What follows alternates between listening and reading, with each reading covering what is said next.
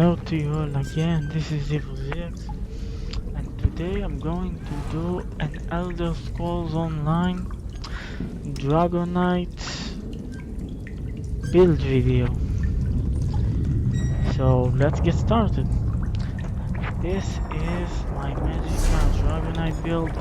I'm going to start with the gear. So here we go.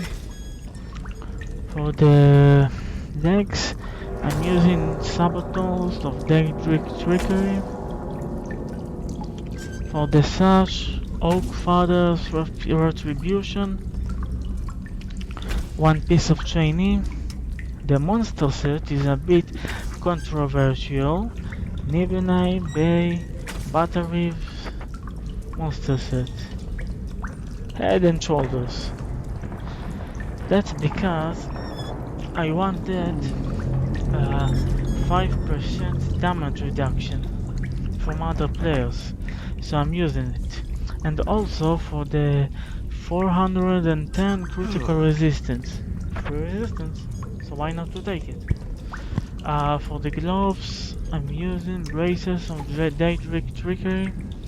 For the pants, pant guard of Daedric Trickery. I think I have 4 heavy, 4 heavy, 2 medium, 1 light. Wait, 4 heavy. Okay, for the weapon I'm using Great Sword of Oakfather's Retribution. For my backbar weapon I'm using Ice Staff of Daedric Trickery. Okay, for the mythic I'm using Magicka's Band of Brutality. Gives me a lot of weapon, a lot of damage. And I'm using all Bloodthirsty traits on all my jewelry. For the necklace I'm using Amulet of Oakfather's Retribution. The ring, second ring, Ring of Oakfather's Retribution. All with weapon and spell damage enchants. All with Bloodthirsty traits. Alright, let's head to the buffs.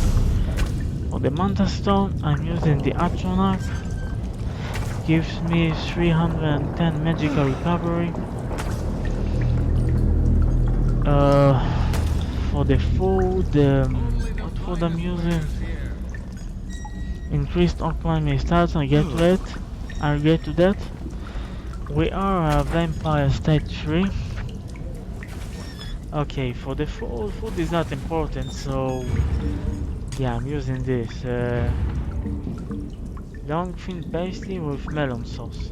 Increases all my stats. I'm also using Crown Trice Restoration Potions. Align Spell Drought. Let's head to the abilities. Skills. For the front bar, I'm using my main spamble, Molten Whip. Second, Burning Embers. Burning Embers not only deal damage, it also heals me for 112% of the damage done with this ability. Pretty useful. I'm also using Shattering Rocks. It also heals me while stunning my opponent. Noxious Breath. It does dot just like Burning Embers, but this time instead it consumes stamina. And it does poison damage and afflicts on the enemies a major breach, reducing their physical and fast spell resistance by 5948. Also using Flames of Oblivion for that fireball and buff to my critical rating. for the ultimate I'm using Take Flight, just because it costs less and does way more damage. Alright, moving to the back power abilities. Race against time. Very useful against several opponents chasing you. Igneous weapons. Boost my weapon and spell damage by 20% for almost 1.5 minutes. I mean 1.2 minutes, 1 minute and 1 minute and 20 seconds. For my burst heal, I'm using healing, so this is my scribing ability, my only one actually. Grants major resolve for 10 seconds, increasing physical and spell resistance by 1500 as well. Resolving vigor for my second heal over time. And for my armor buff, I'm using hardened armor. Very useful because it's better than volatile armor, because it actually gives you a shield that absorbs over 5k damage for 6 seconds. Very useful against several opponents.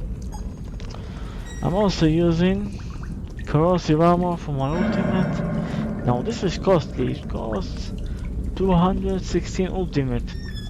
I still use it, but not in all kinds of situations. Now to my CP. I know it's not complete, but this CP is good for me, it works. First, Deadly Aim. Master at Arms. Focus Mending. Ironclad. Alright, for the recipe I'm using Survivor Instincts, Peace of Mind, Sustained by Suffering, and Pain Refuge. For my green CP, it doesn't really matter. Yeah. This is the build.